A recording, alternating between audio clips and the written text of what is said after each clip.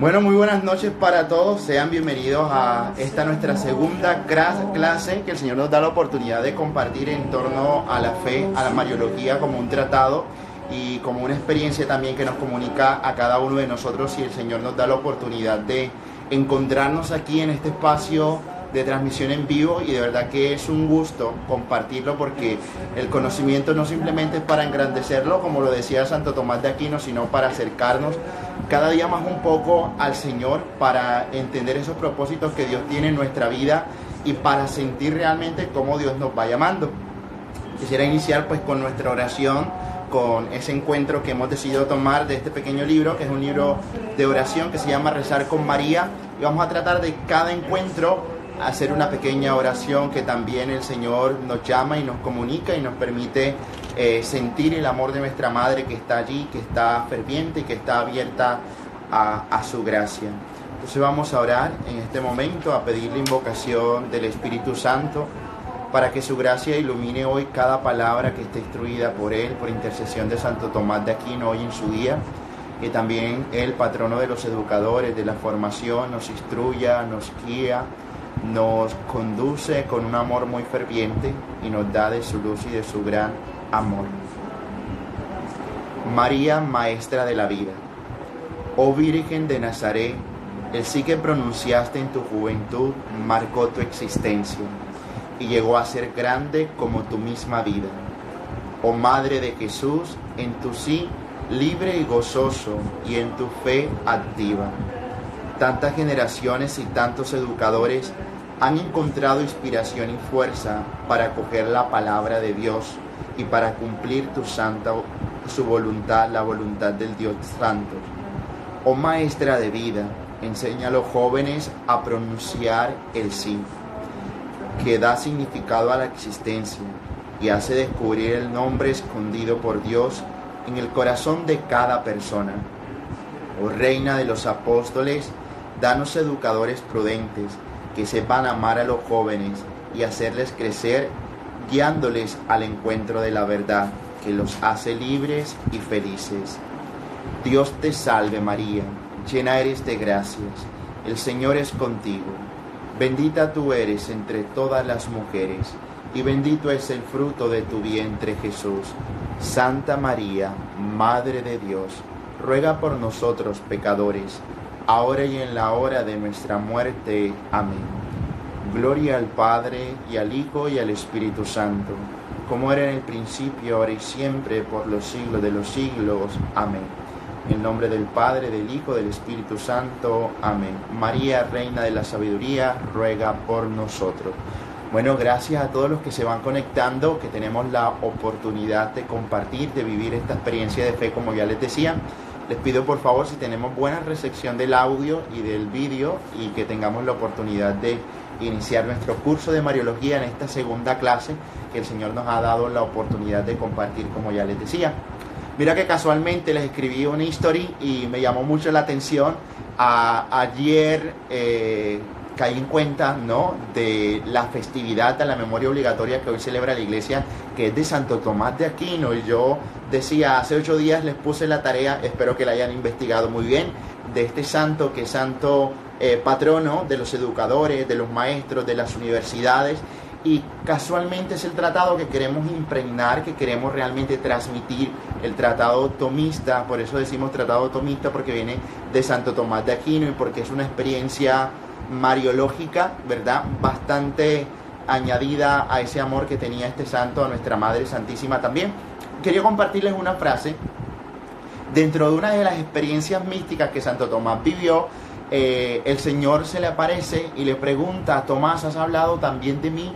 Pídeme algo, ¿qué quieres que te dé? Y el Señor le pregunta, y Santo Tomás de Aquino no le queda otra oportunidad, ¿verdad?, de llegar a decir: Señor, haz que te ame cada día más.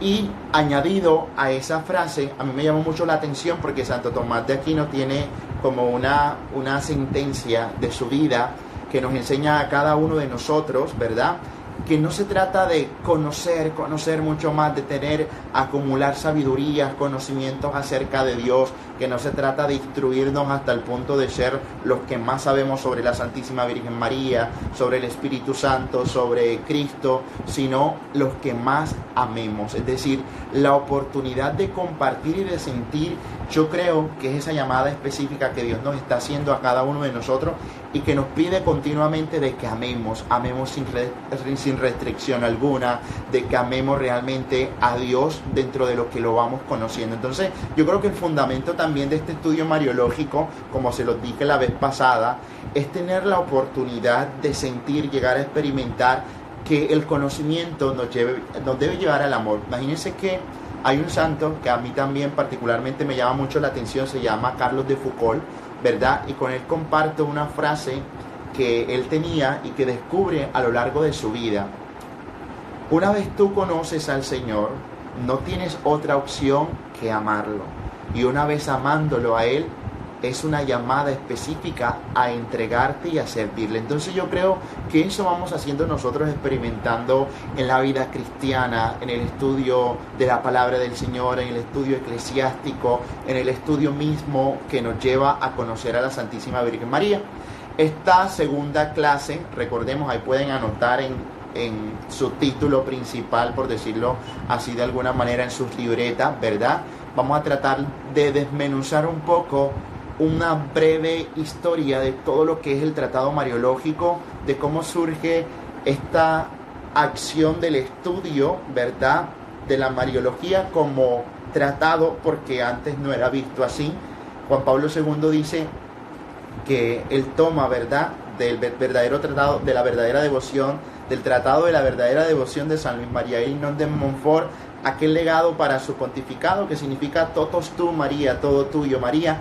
Y él dice, vale la pena que la mariología tenga una porción grande de estudio, por lo que compete ciertas características dentro del tratado y por lo que podríamos verlo no como una ciencia particular desde ese estudio un tanto científico profundo, sino dentro del estudio pues que nosotros reconocemos de la teología. Entonces, dentro de la teología vamos a encontrar varios tratados específicos y la mariología en algún momento de ello estuvo inmerso en lo que conocemos como la cristología, como lo que conocemos propiamente como la eclesiología. Entonces yo creo que el tratado es una continua evolución de la experiencia de los atributos que la Santísima Virgen María tiene, pero que también a cada uno de nosotros el Señor nos llama a ir redescubriendo dentro de las virtudes. ¿Qué pasa? Yo creo que un verdadero estudioso de la mariología no se queda simplemente con el concepto que pueda llegar a adquirir, y para podernos identificar también nosotros y para sentir y llegar a experimentar de alguna manera que somos devotos de la Santísima Virgen María, nos convertimos de alguna manera en verdaderos imitadores de sus virtudes. Entonces, ¿a qué apunta? Tal realidad tiene que apuntar a lo específico, a lo profundo, al mérito que posee la Santísima Virgen María, no simplemente por ser la Madre de Dios en un sentido categórico, donde se etiqueta, donde se posesiona, donde se da una posición propiamente a ella por esa característica en específico dentro de la sociedad, sino por haber aceptado la voluntad de Dios, el plan salvífico, la llamada. Imagínense que hoy, si se acercan al texto del Evangelio, viene muy bien de pronto recordarlo y hacer hincapié sobre todo en esa realidad. Es aquel texto de Lucas donde de alguna manera específica también al Señor se le es cuestionado esta experiencia donde entra un tanto en contradicción. Muchos hermanos protestantes lo toman y hay que hacer una verdadera apologética, una defensa de la fe a lo que refería a lo que quería Jesús. Primero, la parte en la que los discípulos y las personas que lo están rodeando a Jesús le dicen: tu madre y tus hermanos te están buscando allá afuera. Y Jesús le contesta: pues ¿quiénes son mi madre y mis hermanos? Todos estos que están aquí, que hacen la voluntad del Padre. ¿A qué nos lleva profundamente la reflexión? Primero, una afirmación aún más fuerte, ¿verdad?, del valor de la Santísima Virgen María, como les dije, no simplemente porque Dios la escogió determinadamente, sino por la opción desde su libertad. Y les invito a que recuerden aquellas palabras de la Anunciación cuando María acepta la misión de Dios en su vida, que le dijo: hágase en mí según tu palabra, es decir, hágase en mí según tu voluntad, hágase en mí, Señor, como tú quieras. Entonces yo creo que fue de alguna manera que Jesús está reiterando nuevamente el valor de la Santísima Virgen María y que nos vuelve a nosotros a poder entender ese valor. Y la otra parte que también entra en discusión, que María tuvo otros hijos, de que la Santísima Virgen María, y está mencionando los hermanos de Jesús. Oigan, recordemos que dentro del lenguaje de aquella época, más específicamente el arameo, el hebreo, que son lenguas un tanto antiguas, no hay una especificación o clasificación dentro del árbol genealógico que asigne a mí la particularidad de primo, primo hermano, primo segundo, o alguna familiaridad política, como nosotros solemos decir, el tío político, y la clasificación que se hace dentro de la familiaridad. Entonces todos eran llamados dentro de la comunidad o dentro de una familia en específico como hermanos. Entonces por ello atribuimos que pertenecía a esa clase, que pertenecía a la tribu propiamente a la que Jesús pertenecía, y acompañaban a la Santísima Virgen María. Listo, entonces claro ese aspecto hasta allí donde yo creo que existe un renombre de la maternidad divina de María, como lo vamos a ver ahora más adelante, pero que no se queda simplemente con la etiqueta, ¿verdad? No se queda simplemente con la etiqueta, yo soy la mamá de Jesús, sino con la profundidad de la opción desde la libertad por la cual optó. Y dijo: hágase en mí según tu voluntad. Jesús le está otra vez reiterando a los apóstoles que efectivamente ella tiene su valor y su fuerza en su vida, más allá de todo ello, por querer aceptar la voluntad de Dios y porque se hiciera en ella como Dios quisiera. ¿Hacia dónde vamos a dirigir entonces nosotros nuestro tratado o nuestro estudio? ¿Cómo va a estar redireccionado para poder entender la Mariología? Yo creo que es bueno, como les dije la vez pasada, querer hacer un estudio histórico, crítico del acontecer de la Santísima Virgen María, que va mucho más allá de simplemente fijarnos en una proclamación sin sentido alguno y que no nos conmemora o que no nos dice nada a nosotros.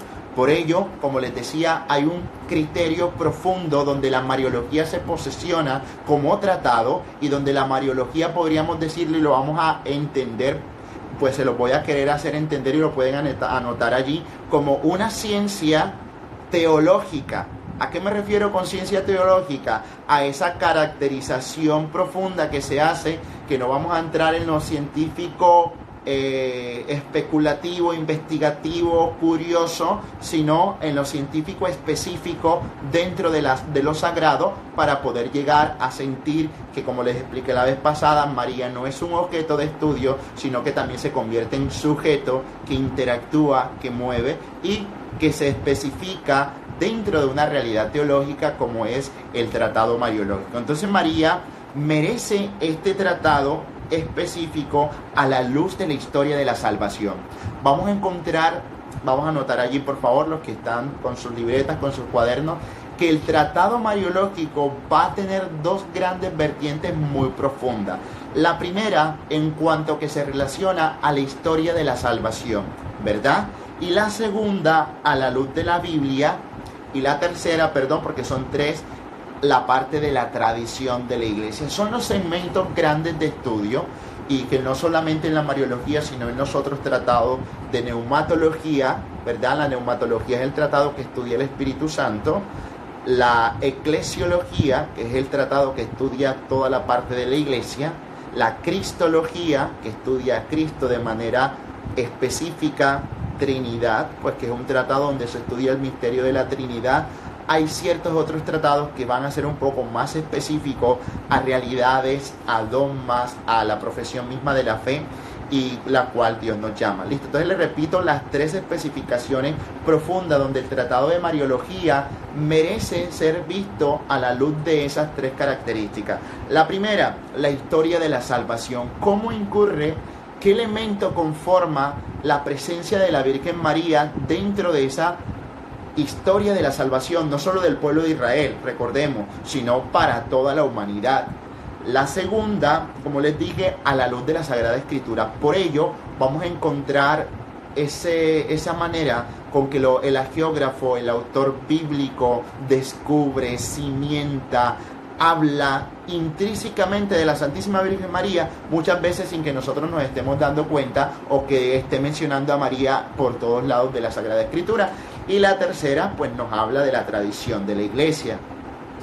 ¿En qué podemos nosotros basar, o me preguntarán ustedes, padre, en qué se basa eso de la tradición de la Iglesia? Pues los documentos emitidos propiamente por la Iglesia, la historia profunda de la patrística, de los padres de la Iglesia que son doctores, como hoy encontramos de pronto a San Agustín, San Ambrosio, ¿verdad? Un poco más específico dentro de la Edad Media como Santo Tomás de Aquino, que han hablado, que nos han enseñado, que nos han instruido, que nos han mostrado de alguna manera todo esa acción específica dentro del magisterio, como muy bien lo han dicho ustedes, dentro de la tradición, ¿verdad? Y aquí hay una salvedad, ojalá podamos hacer como unos corchetes, unos corchetes, vamos a hacer unos paréntesis, muy bien, ya recordé la palabra, unos paréntesis, donde podamos poner que existen dos tradiciones. Es decir, ¿a qué me refiero con dos tradiciones? A que me estoy mencionando en este momento la tradición de la Iglesia, y siempre que se mencione tradición de la Iglesia, deben escribirla ustedes con una T mayúscula. Así va a aparecer en los tratados, así van a aparecer en muchos estudios característicos eclesiológicos que nos llevan a encontrar de alguna manera específica cómo la tradición de la Iglesia es ese fundamento, ¿verdad? Es todo ese aporte que la vida de los santos, de los padres de la Iglesia, de los santos papas, de un montón de personas a lo largo de la historia han querido aportar a cimentar propiamente lo que creemos, lo que profesamos, lo que debemos disponer y lo que se tiene por dogma, que es lo que debemos creer. Entonces existe esa tradición de la Iglesia con T mayúscula, y podemos nosotros diferenciar de una tradición con T minúscula que hace parte de la piedad popular. Padre, es que la procesión de la Virgen del Carmen siempre pasa por delante de mi casa o por mi calle. Pues hace parte de una tradición, ¿verdad? Pero que no podríamos nosotros relacionar eso con la tradición con T mayúscula de la Iglesia. Bueno, muy bien, exacto. Dentro de todo el proceso, como les he explicado, existió que la palabra, antes de ser puesta por escrita, pasó dentro de la experiencia de la tradición de la Iglesia, dentro de la tradición oral, y que luego se fueron cimentando pues lo que he escrito, que nosotros tenemos y que hemos llegado a experimentar propiamente. María, entonces, juega un papel fundamental. Créanme que ha sido un dilema. Por ahí yo creo que tuve que corregir una publicación, porque al momento podemos llegar a encontrar muchas veces en algunos, incluso documentos citados por la Iglesia o en algunas publicaciones, el hecho de que qué papel, qué rol juega María dentro de la historia de la salvación, ¿verdad? Ese rol que juega María dentro de la historia de la salvación, más allá de que María es acogida, más allá que María es simplemente elegida por Dios, porque nuestros hermanos protestantes, no, María fue una mujer que Dios escogió allí, que puso la semilla de su hijo en su vientre y listo, pero no juega ningún otro papel importante. No, María, más allá de ser escogida por Dios, ejerce un papel de influencia profundo en toda la humanidad. ¿Qué pasa? A mí me gusta muchísimo porque el Papa Francisco lo ha mencionado en la jornada anterior de la juventud en Panamá, y proclamó así a viva voz a María como la influencer de Dios. Y eso tiene un significado no solamente, yo creo que desde el punto de vista de las redes sociales, de la transmisión, sino cuánto esto es capaz una mujer escogida por Dios influenciar, llevar también y convertirse en la verdadera discípula de su hijo. Es que yo llegar a entender profundamente esa realidad es casi que incomprensible, porque claro, una mamá ejerce una autoridad específica sobre nosotros que somos sus hijos, y luego ella se pone a los pies del maestro a escuchar su palabra y a ser capaz luego de transmitirla también, y dentro de sus virtudes vivir lo que su hijo está pidiendo de una manera específica. Y esto, créanme, que es totalmente maravilloso, sí, es totalmente ilógico, muchas veces irrumpen la realidad, y habrán unos textos bíblicos que más adelante vamos ahorita a comparar, se van a dar cuenta cómo tendría que ser la actitud de la mamá, siendo ella la reina también ante el reinado de su Hijo Jesucristo. Entonces, eso para recomendar, conmemorar, relacionar. ¿A qué me refería con lo de la publicación? Que hay muchos escritos por ahí en internet que vamos a encontrar María, por ejemplo, corredentora. Ese valor de corredención todavía no está proclamado por la iglesia. Es más, yo creo que ha sido discutido en muchos escenarios y se ha querido poner en el lugar que debe ser. María, entendemos nosotros que juega un papel fundamental como medianera, y recordemos el Concilio Vaticano II. Por favor, anoten allí en sus cuadernos la parte, ojalá tengan la oportunidad de acercarse al Concilio Vaticano II. ¿Qué es el Concilio Vaticano II? Resulta que es una proclamación que inaugura propiamente el Papa Juan XXIII, ¿verdad?, cuando asume su pontificado, y es un volver al estudio a algunas especificaciones dogmáticas. Entonces, el Concilio Vaticano II tiene un documento eclesial, sí, un documento profundo dogmático, una proclamación dogmática dentro de él que se llama Lumen Gentium, es decir, la luz de la gente, para traer la luz a la gente. Y van a buscar, por favor, allí anotan como tarea para que lo tengan, y ahora más adelante lo vamos a tocar, pues dos numerales de la Lumen Gentium, que se llama el numeral 54 y el numeral 67. Y ya más adelante ahorita pues lo vamos a ir explicando y vamos a tratar de comprender un poco esa realidad. ¿Qué pasa? Dentro de esa historia de la salvación, dentro de la estructura de la Sagrada Escritura, dentro de la estructura de la tradición de la Iglesia, no se debe ver a María simplemente como una acción meramente sentimentalista, ¿verdad? No puede verse a María de una manera sentimentalista, como que entrar en discusión un poco esa realidad de que nosotros simplemente queremos a María desde el sentimiento, desde la emoción, desde el estado de una oración. Pueda que la oración nos lleve, ¿verdad?, a esa realidad. Pero aquí lo específico, lo profundo, lo real, es que cada uno de nosotros entendamos cuál es el valor de María. María merece un culto que ya más adelante también les voy a explicar qué tipo de culto es el que tenemos que rendir a nuestra madre, pero además es digna de imitación. Y por eso el verdadero devoto, como insistía ahorita más adelante y anteriormente les explicaba, verdadero devoto es aquel que es capaz de imitar con valor las virtudes de María y no quedarse simplemente en lo bonito, en lo bello que se pasa cuando le oramos a mamá, como algo tierno, que no se quede simplemente en el sentimentalismo. Y eso lo va el Papa Juan Pablo II en su tiempo a recomendar y a renombrar muchas veces de una manera específica. ¿Qué más podríamos entonces decir que dentro de esta tradición, dentro de esa profundidad específica, Dios ha querido poner en María tales virtudes para que nosotros podamos imitarla? Bueno, algunos están escribiendo por allí, a veces uno ve que algunos dicen que se corta la transmisión, a lo mejor es su internet. Yo creo que la mayoría tiene buena recepción de la señal y de la transmisión que estamos haciendo. Dentro de este tratado, además, vamos nosotros a poder descubrir que es el mismo Jesús quien nos invita a cada uno de sus contemporáneos a fijar la mirada en María. Y ya lo decía anteriormente con el texto que hoy es el Evangelio de una manera específica.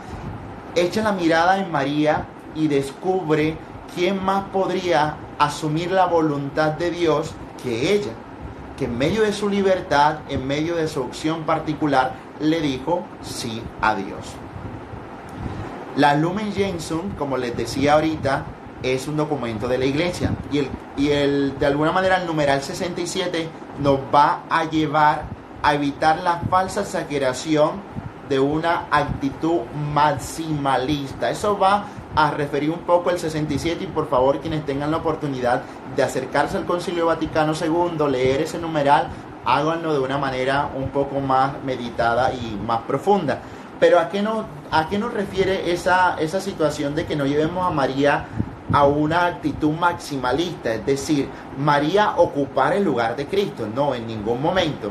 María, cuanto de ella deviene y cuanto de ella realmente rendimos este culto, es preferiblemente dado dentro de la opción y participación que su Hijo hace en su vida. Entonces yo creo que es profundo que cada uno de nosotros tengamos la oportunidad de no elevar a María más allá de lo que debemos hacerlo. Y bueno, yo creo que muchos santos, ahora no recuerdo, San Bernardo o alguno de los padres de la iglesia llegaba a decir que nadie puede llegar nunca a amar tanto así como la amó su Hijo Jesús. Y esa realidad de que como la amó su Hijo Jesús también nos enseña a cada uno de nosotros que cuanto nuestro amor sea profesado y dado, siempre lo va a dirigir a Jesús. Por tanto, el lugar que debe ocupar Jesús en nuestro corazón, el lugar que tiene Jesús, que debe ser cristocéntrico, debe profundamente entender esa oportunidad y esa realidad profunda que Dios nos hace. También evitar el otro extremo, ¿verdad?, que podríamos nosotros llegar a comprender, que es el extremo minimalismo o minimalista, donde se reduce su importancia. Ni tanto, como dice el dicho, ¿verdad?, ni tan lejos que no alumbre el santo, ni tanto que lo quemen. Un dicho muy popular acá en Colombia, pero es esa realidad profunda donde nosotros tenemos que tener un sano equilibrio, una profundidad real que nos enseñe a cada uno de nosotros a sentir de que María tiene una postura allí en el centro, donde ni tanto así tan alto que yo desplace totalmente a Jesús, ni tan bajo pues que no le dé realmente el valor, la importancia que tiene como Madre de Dios y como Madre nuestra. La Lumen Gentium 54, ahora también podemos encontrar este numeral, dice que en la Santa Iglesia María ocupa el lugar más alto después de Cristo. Y se hace cercana a ella a todos nosotros. ¿Cómo que ocupa el lugar más alto dentro de la iglesia? Pues claro que sí. No hay realmente otro ser humano, no podría llegar a nacer incluso, que tenga tanta virtud y tanta profundidad como la Santísima Virgen María. Por ello, después de Dios, María. Por eso aquella sigla, ¿verdad?, de todos los que nos siguen también, que pertenecen al movimiento de Lazos de Amor Mariano, cuando decimos ¿quién como Dios? Nadie como Dios. Y después de Dios, nadie como María. Y después de María, nadie como San José, y después siguen todos los santos. Esa realidad está dada por la iglesia, y ahorita más adelante les voy a explicar el tipo de culto ante esa jerarquía que se especifica y que se muestra de alguna manera, porque es así como se debe dirigir. Bueno, les decía que como todo tratado, es fundamental, es muy fundamental que existan unas especificaciones, así como para la ciencia está la prueba, el estudio cientificista, ¿verdad?, que es esa realidad en la cual se escudriña, se busca para dar razones, para comprobar, para evidenciar. Los tratados también tienen que cumplir con unas especificaciones para comprender o para llegar a entender que son tratados teológicos, ¿sí? Entonces, el tratado de la Mariología es tratado mariológico, es un tratado teológico por cuanto ha querido corresponder y ha cumplido con los requisitos que amerita un tratado, porque si no hubiese sido así, como les decía al principio, hubiese quedado relegado a una porción del tratado eclesiológico, del tratado cristológico o cualquiera pues más específico dentro de esos tratados, pero cualquier otro tratado un tanto relegado. Entonces, por ello, comprende que es un tratado con todo lo que deviene. Primero, porque todo tratado debe tener que un principio fundamental teológico. ¿Cuál es el principio fundamental teológico? Es decir, ¿de dónde nace aquella creencia? ¿De dónde procede enteramente? ¿Cuál es su fundamento? ¿Cuál es el principio que lo va a sostener? ¿Cuáles van a ser las bases inmovibles dentro de la fe que nos llevan a nosotros a creer? Por ello, la iglesia, pues ya sabemos, comprende y tiene unos dogmas que son proclamaciones dadas a la Santísima Virgen María.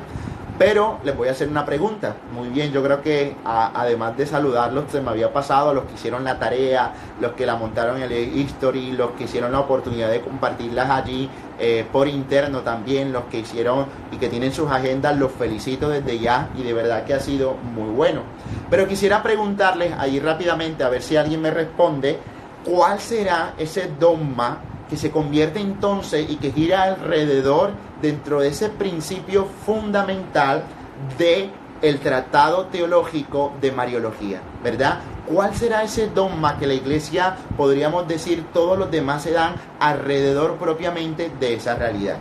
Mientras lo van haciendo, bueno, les comparto, yo creo que la Mariología a nosotros nos da una ventaja altísima a la hora no solamente de hablar de la Santísima Virgen María, como lo decía al principio, sino la oportunidad de compartir de Jesucristo. O sea, el tratado cristológico centra muy profundamente dentro de las entrañas de la Santísima Virgen María, como bien está dado, como bien está dicho. Bueno, algunos dicen la Inmaculada Concepción, otros dicen la maternidad divina, María Madre de Dios, la Inmaculada Concepción. Bueno, resulta que está centrado muy profundamente dentro de la maternidad divina. Anótenlo allí en el cuaderno y lo van a resaltar y van a encontrar que este es el principio, el fundamento dentro del tratado teológico. Es decir, todo lo que vamos a ver nosotros, incluso los otros dogmas, están dados de acuerdo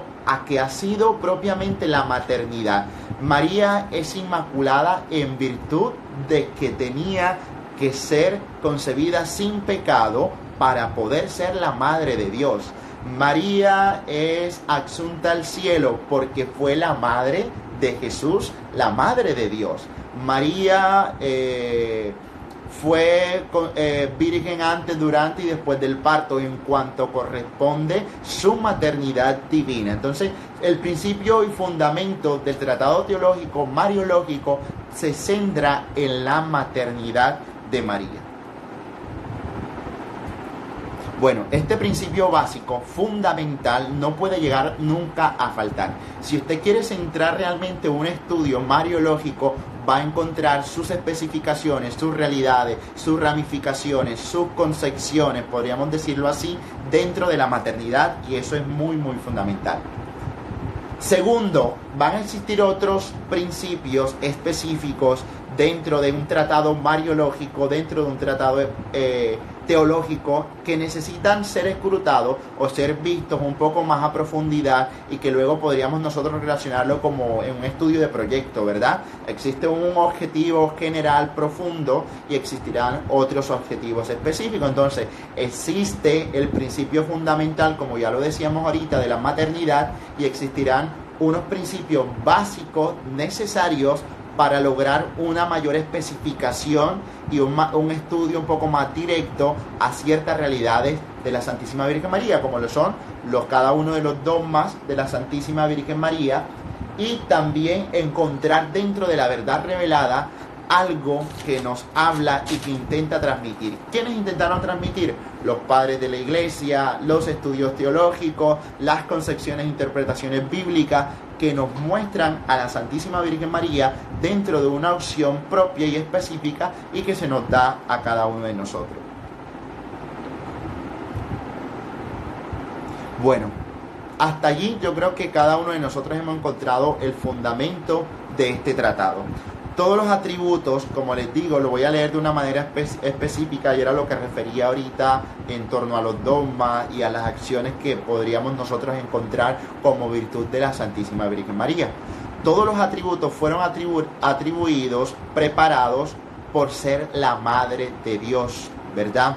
Por ello, la Inmaculada Concepción, la virginidad, la plenitud de la gracia, o fueron desde antes del nacimiento de Jesús, dentro que corresponde como maternidad, o porque después de hacerlo estaba asociada a la obra de su Hijo. Y ahí vamos, la asunción de María es dada, por ello no es ascensión como Jesús, ¿verdad? Nosotros comentamos, o dentro de los dogmas de la iglesia, y contemplamos en los misterios del Santo Rosario, que hay una diferencia total en decir la ascensión de Jesús y otra la asunción de la Santísima Virgen María.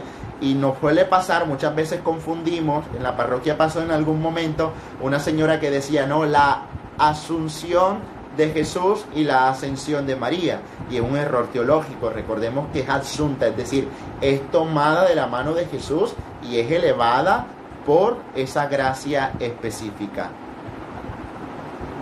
Bueno, el segundo que decía un tanto dentro de esas especificaciones, por ahí creo que me están mostrando, me están diciendo, es que corresponde a cada uno de los dogmas, no como principio fundamental, sino como un principio básico para que se considere un tratado teológico. Ahora sí, vamos a anotar ahí algo que yo sé que a mucha gente quizás desconoce, que no tenemos un poco claro, en cuanto llegan los hermanos protestantes y le dicen, es que ustedes adoran a la Virgen María, y usted se queda como que, es verdad, nosotros estamos adorando a la Virgen María. Resulta que no. El culto que debemos rendir a la Santísima Virgen María es totalmente distinto, y por eso hay varios tipos de culto dentro de la iglesia y cada uno tiene su especificación. El primero, vamos a anotarlo por favor, es el culto que rendimos a Dios, a Jesucristo, por ser Dios.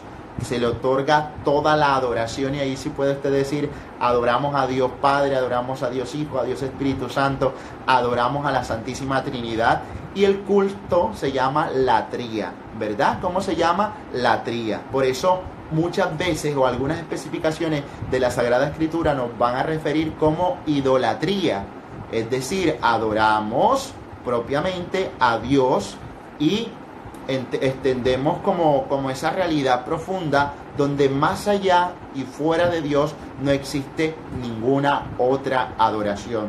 Nosotros no adoramos a la Virgen, nosotros no adoramos a los santos. El culto, el siguiente, el número 2, es propiamente hiperdulía. ¿Qué se refiere a la hiperdulía?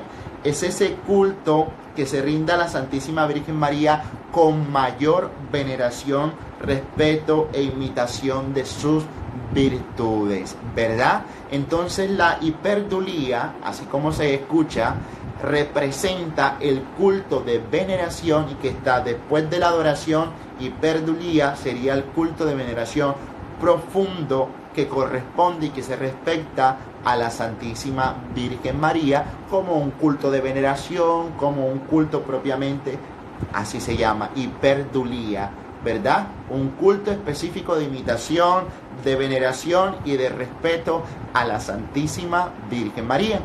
Y sigue aquí, bueno, acá en el tratado incluso muchos teólogos hacen una especificación de que San José también tiene un culto un tanto mayor a todos los demás santos, ¿no? Por lo que respecta que es el esposo de la Santísima Virgen María, de que además es padre putativo de Jesús, y se habla de entonces una protodulía, ¿verdad? ¿Qué es la protodulía? Es decir, el primero dentro de todos los santos, después de haber encontrado la veneración a la Santísima Virgen María, el primero en todos los demás santos, entonces es San José.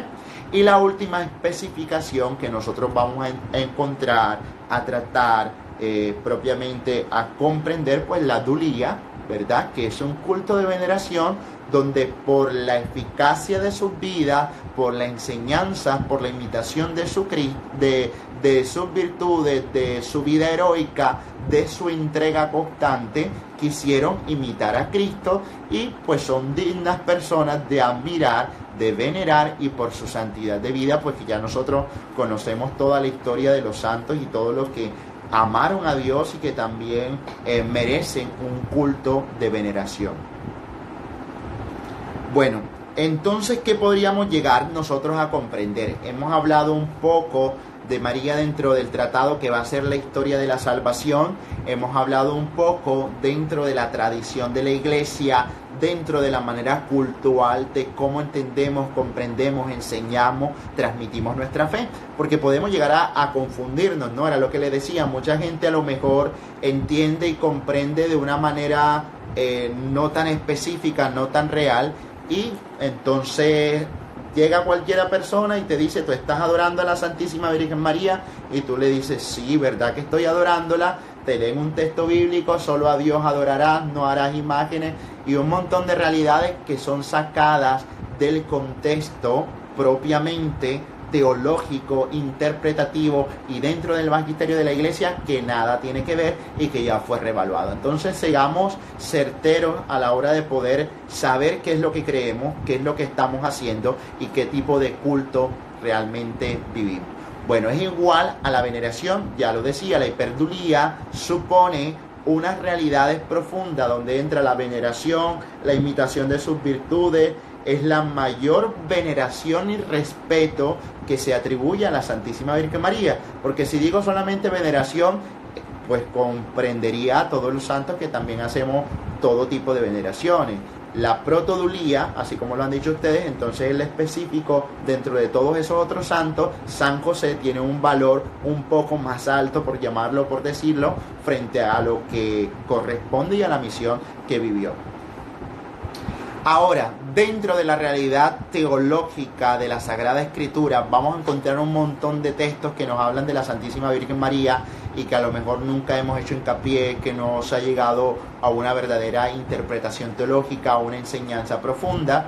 Y el primer texto que encontramos está en el Génesis. A ver si alguno de los que está por allí me dice dónde encontramos una especificación o cuándo María comienza a ser figura también dentro del Génesis y por qué se retoma esa figura específica dentro de la Sagrada Escritura.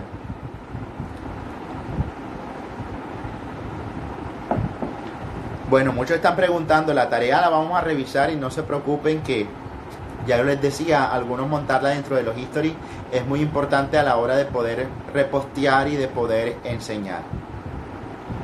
Bueno, Génesis 3.15 tiene muchas especificaciones también, pero todo el recorrido de la creación, ¿verdad? Todo el recorrido de esa interpretación bíblica que se le da es un rescate, incluso porque a María se ha querido proclamar como la nueva Eva.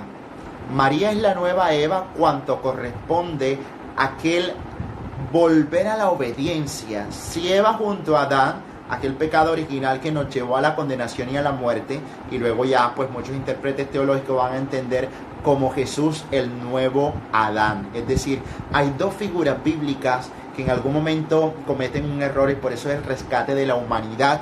Y a mí me parece fascinante esto porque yo digo, Dios no se quedó con nada. Si dijo, desobedeció Eva al tomar el fruto, el invitar a Adán y caer en desobediencia, ahora toma a esta mujer, la hace llena de virtudes, dentro de su libertad dice, hágase en mí según tu voluntad, Señor.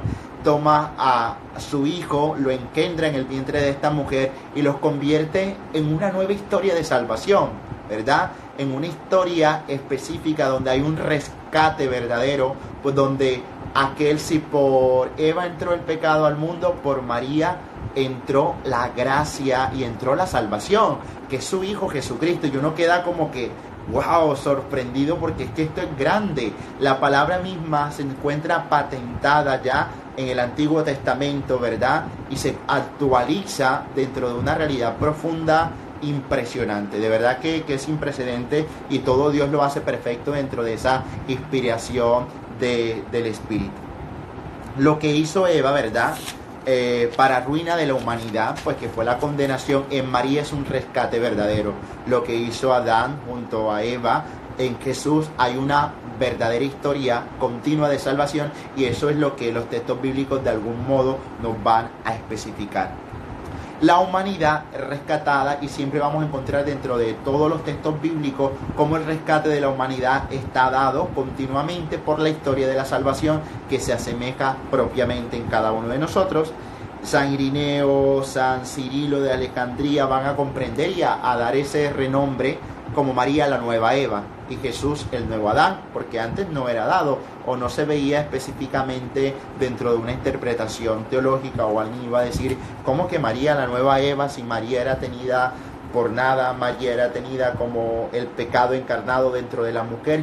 Entonces yo creo que mira que hoy, cuando en medio de nuestra sociedad contemporánea y moderna hay una lucha continua por creer que la iglesia es un repudio continuo hacia la mujer, de que hay las feministas supuestamente que se proclaman y que hablan abiertamente en contra de la iglesia como una situación patriarcal. Mentira, hay un verdadero renovar, si se dan cuenta, dentro del Nuevo Testamento, donde la figura de María no queda relegada, al contrario, es exaltada y tiene una misión específica distinta a la de su hijo Jesús. Y ya más adelante vamos a ver que hay una coronación de Jesús como rey y una coronación de María como la reina del universo, donde no hay una competencia. Es que yo creo que no hay necesidad de mirarlo como una competencia de que las mujeres tengan que ser sacerdotes, de que las mujeres tengan que ocupar el lugar que ocupa el hombre, porque no hay discriminación alguna.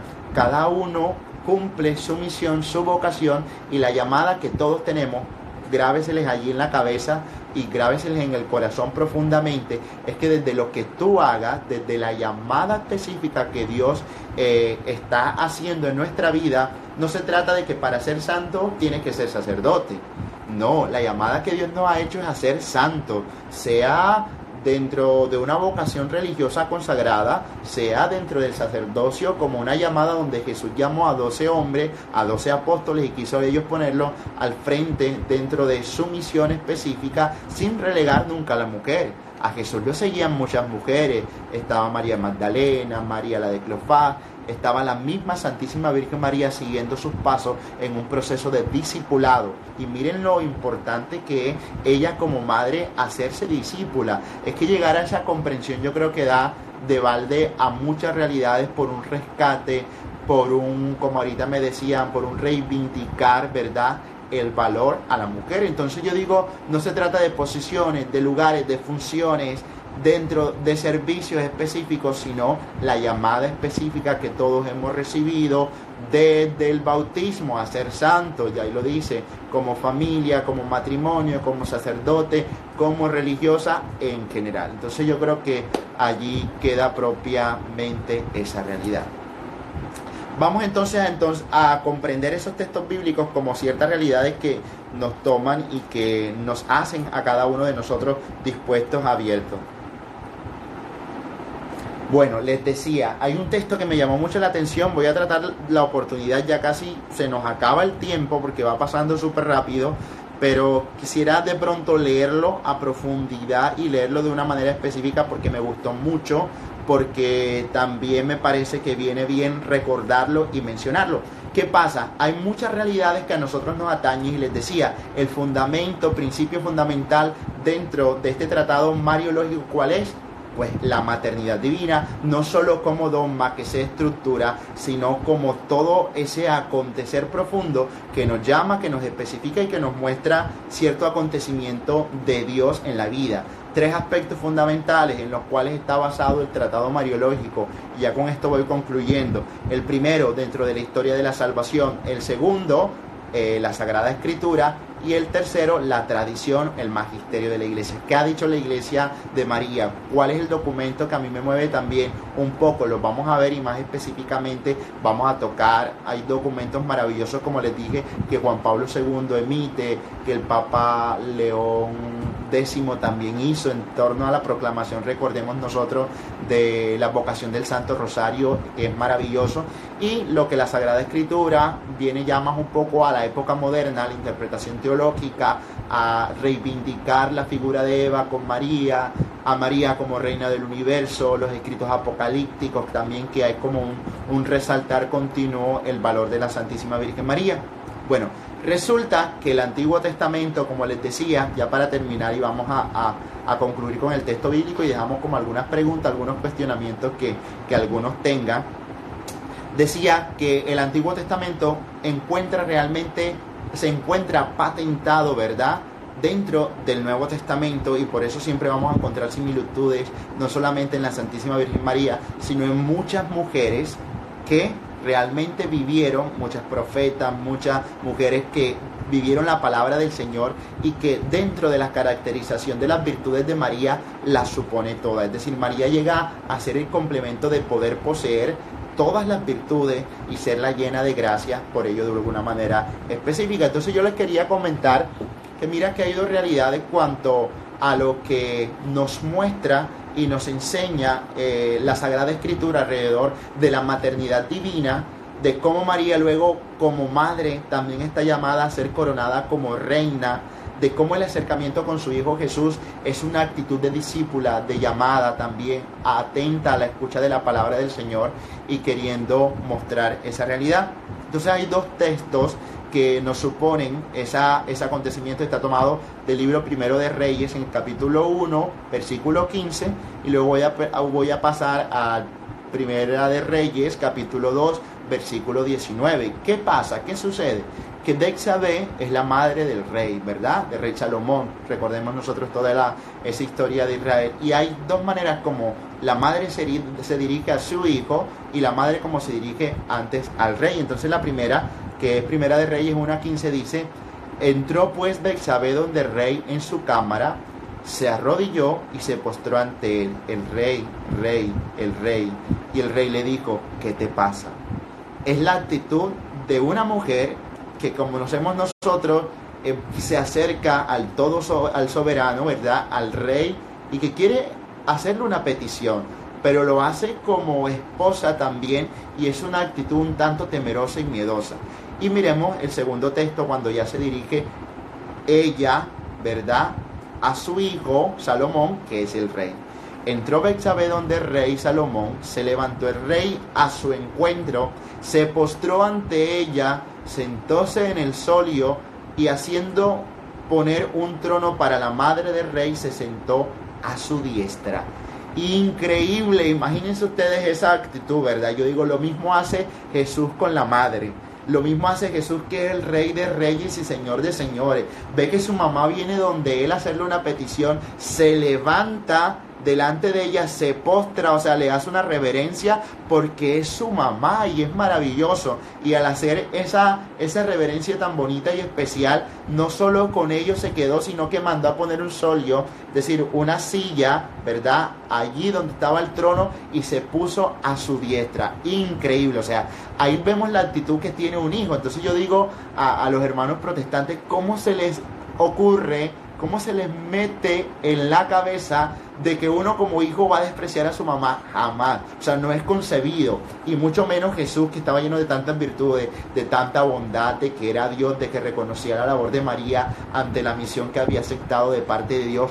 Increíble. Yo creo que con ese texto podríamos nosotros terminar. Ya se nos está acabando el tiempo, este día de clase, este tratado mariológico que de verdad me dejó impactado. Nunca había hecho como específicamente ir al texto de Primera de Reyes 1:15, ya le repito, la segunda citación que está tomada del capítulo 2 y que refiere al versículo 19. Y allí, o sea, la actitud de Salomón es del hijo rey, ¿sí me entiendes? Es la actitud del hijo rey que sabe que su mamá es importante para su vida y que tiene que ocupar un lugar también importante. Por ello, entendemos entonces la coronación de María Virgen como reina universal de todo el universo. Si Jesús es rey del universo, su mamá tiene que ser la reina, y no hay modo ni comparación alguna.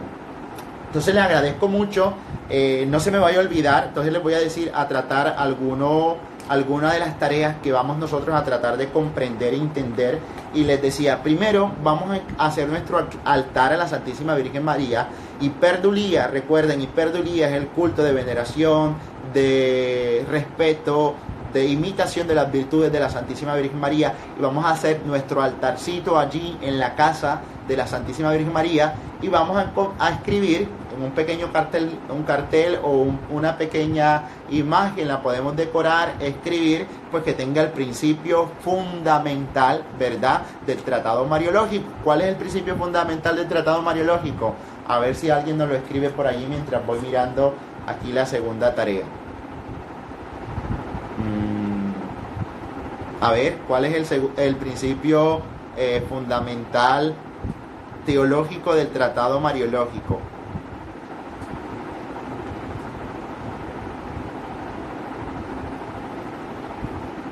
María, Madre de Dios, sí, la maternidad. Entonces vamos a escribir María, Madre de Dios y Madre nuestra. Allí en ese cartelito, dentro de nuestro altar, vamos a continuamente recordar como fundamento, como principio necesario, verdadero, muy, muy importante para nuestra vida, María, Madre de Dios y Madre nuestra. Vamos a escribir en el cartel que necesitamos. Y vamos entonces,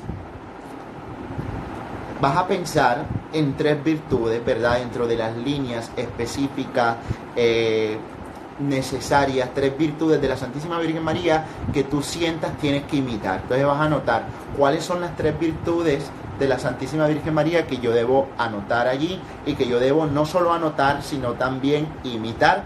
Y sucede que dentro del libro que estamos siguiendo, que es el Tratado de la Verdadera Devoción de la Santísima Virgen María, vamos a encontrar un poco más esas especificaciones reales de tales virtudes. Y por último, bueno, no se olviden, yo creo que estamos en todo un proceso de evangelización digital y necesitamos también llegar a mucha más gente que dentro de sus redes puedan compartir sus tareas, puedan compartir la página esta José Varela 17, que también es muy necesario para poder llegar a muchas más otras personas, para compartir y vivir nuestra fe. Yo creo que esas son las tareas hasta ahora. Si por ahí Laura se acuerda de alguna otra que le dije, pero así creo que esas son las 2 más fundamentales que les pediría, junto el hecho de compartir pues la página también. Entonces, pensar en las 3 virtudes de la Santísima Virgen María que debemos imitar, hacer nuestro altar. Ese pequeño altar allí va a tener el principio fundamental del tratado mariológico que dice María, Madre de Dios y Madre nuestra. Y la tercera parte vamos a buscar, eso está muy bien, en el Concilio Vaticano II se llama, ¿verdad? El Concilio Vaticano II, vamos a buscar los numerales que les dicté, el 56 y el 64, si no estoy mal, y vamos a volver sobre ellos. Igual me gustaría que ustedes hagan también una interpretación de los textos bíblicos que compartimos. Es el 54 y el 67, los numerales, 54 y 67 de la Lumen Gentium, muy bien. Y los textos bíblicos, vamos a leer sobre esos textos bíblicos, vamos a tratar de hacer un poquito de lección divina, de compartir, ¿verdad? Un poco y de que el Señor también nos hable, así como toca profundamente nuestra fibra, que Él como Rey también se levanta delante de su mamá y la pone allí a su diestra profundamente como reina y soberana también del universo. Bueno, si queda alguna pregunta, algo que no nos quedó concreto, podemos aprovechar estos minuticos mientras ya se va cerrando el live, porque recordemos que tenemos una sola horita, simplemente una hora es lo que nos queda. Gracias a ustedes, de verdad. Lumen, ¿qué? Se llama Lumen Gentium, por ahí lo escribieron ahorita, se escribe Lumen Gentium, es decir, la luz de la gente, en latín está escrito. Y lo pueden encontrar en la página de Vatican Vat, y creo que Lourdes también, que está por allí, nos va a hacer el favor a lo mejor de subirlo. Tiene varios documentos, como les dije, que son específicos y que el Señor nos llama también a poder volver sobre ellos. Los principios específicos están dados, ya no son fundamentales, sino que van un poco más a lo específico cada uno de los dogmas. La Inmaculada Concepción, la virginidad de la Santísima Virgen María, la Asunción, además de los dogmas, algunas proclamaciones, advocaciones que tienen una remembranza profunda a lo que corresponde textos bíblicos y tradición de la Iglesia. La tarea ya ahorita les hago un post y nuevamente se la repito. Bueno, ya les dije el altar, ¿verdad? María, Madre de Dios y Madre nuestra. La clase, claro, la vamos a recibir todos los martes. Volver sobre los textos bíblicos, volver sobre los numerales de la Lumen Gentium, y además las 3 virtudes que debemos imitar de la Santísima Virgen María. Bueno, que el Señor los bendiga a todos, que los acompañe. Muchas gracias por acompañarnos en esta clase. Que María, Reina del Universo, esté siempre con ustedes. Oh María, sin pecado concebido, ruega por nosotros que acudimos a vos. Que la Santísima Virgen María los acompañe en el nombre del Padre, del Hijo, del Espíritu Santo. Amén. Chao, que tengan feliz noche.